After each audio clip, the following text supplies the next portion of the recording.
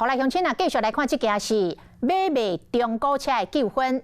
有民众伫嘉义民雄一间出名的连锁二手的车行，开57万买一台中古车。这交车一礼拜，就发现车会漏油，所以就办退车退钱。但是57万无总退，封口11000块，才退559000块。车行讲，一寡这个牌照啦、里里扣扣的费用，因无负责，这是互伊感觉真无合理。嘛要提醒大家，买二手的中古车，一定要摕到买卖合约甲车辆检修的认证书。相关的细节，嘛要伫合约书面顶来注明，安尼较有保障。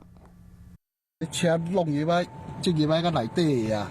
一个显发现讲内底有弄过分热，为车尾甲后座椅仔卡油箱这个位，拢有钣金切过、补过，才拄交车尔。佫发现讲会漏油，这个车主惊一条，伫民社公开社团咧写讲，因兜的人伫嘉义民雄一间连锁的二手车行开57万买一台车，认讲是认证的车合理的介绍，所以讲无怀疑。伊伫车行甲自称股东业务的人签约纳钱，汇款到车行的口座，后来伫11月70以重大事故车退车退款，想要到57万，敢若退55万9。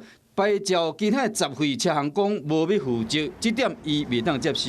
来到车行，业者无要回应，是讲消费者买车进前爱看买车呢。你看的那台车就是有认证书的，那它有第三方的限定，是谁鉴定的，什么日期鉴定的，上面一清二楚。专家提醒讲，要买中古车，有的代志一定要记真，要有车辆检修认证书，保证无事故，以及买卖合约要写讲，若买到有问题的车，需要无条件退钱。如果回去发现是事故车、泡水车，该怎么处理？大家双方写好。